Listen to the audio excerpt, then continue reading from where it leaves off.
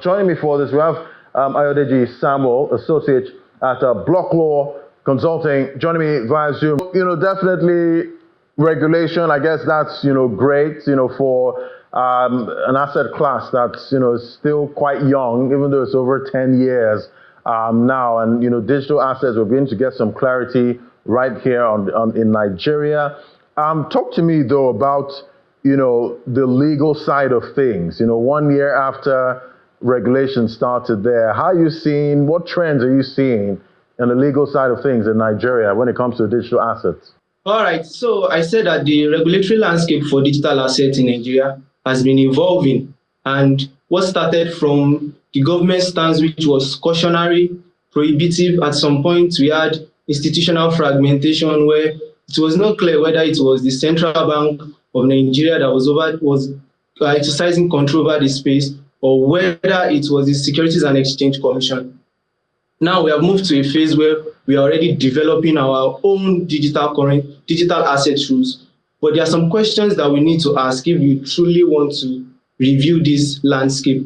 One of the first questions is for us to look at is, are these laws actually effective? How effective are these laws? Then we have to look at whether these laws truly reflect the reality of the Nigerian digital asset market. And lastly, the most important one is whether they are promoting innovation or they are pushing innovation underground. It would surprise you to know that I cannot answer any of these questions in the affirmative so far, because when you look at some of the regulations that we have, for instance, the ARIP framework, that's the Accelerated Incubatory Program that the SEC set up last year, which was meant to bring on board virtual asset service providers to the digital asset space, where the SEC was is trying to regulate the capital market.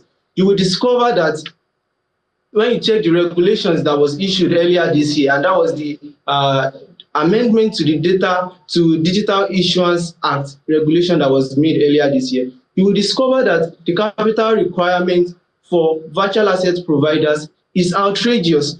You have capital requirements ranging from 500 million to 1 billion. This is excluding the registration fees that range from a minimum of 30 million to 100 billion. What is going to be the effect of this on the long run? It is going to push innovation underground, because they have not put into consideration indigenous startups, indigenous Web3 projects who are trying to make way in this digital asset landscape. And of course, while still reflecting on these laws, we cannot but mention the Investment and Securities Act of 2025. Of course, many has praised SEC for trying to develop our own digital asset rule. But if you critically examine this legislation, you will discover that what SEC has just done is to show that they are the ones, they have regulatory oversight over the digital asset market space.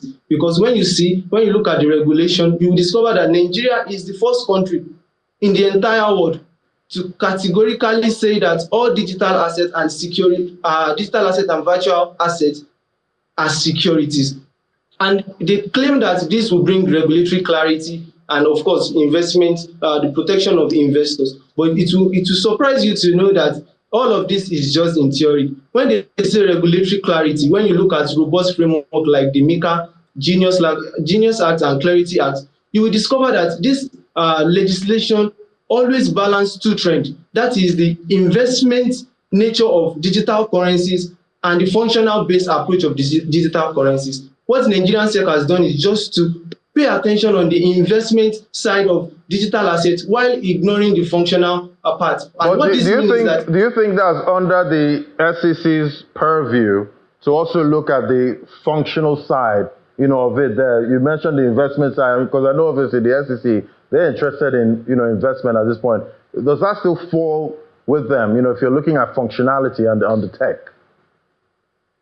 Exactly. They have not put into consideration the functional side of digital currencies, because by saying that all digital currencies are now security, what they are saying is that they are going to apply traditional securities obligations and compliance to all digital assets, it means that your token, your utility tokens, your governance tokens, stablecoin, everything will come under the same legal category. And this would not in any way promote innovation, because it's just, let me give by way of analogy, it's just like going to the market and you make a regulation that all products and goods you find in the market will be described as food. That is ridiculous. That is the same approach this Nigerian SEC has taken with regards to the issue of token classification in Nigeria. And also, they always talk about investment protection. Of course, they want to maintain the market integrity.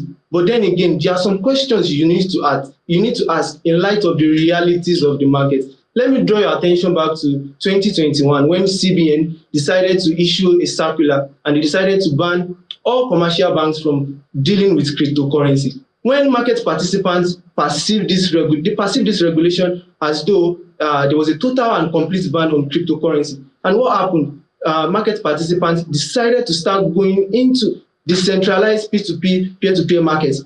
Now, SEC is about taking the same route and committing this same error, because by saying that all securities in Nigeria, all digital assets in Nigeria is security, what you are trying to do in the same sense is saying that when anybody owes any token, whether it is utility token, governance token, stablecoin, they are going to trigger traditional securities obligation. And trust me, market participants, when they perceive this law as requiring them to come under the regulatory purview of the traditional securities, they will go back to the decentralized peer-to-peer unregulated offshore markets, right, where they know that government cannot exercise. All right, so Ayo, looking at it from Nigeria's perspective here, and you did mention innovation.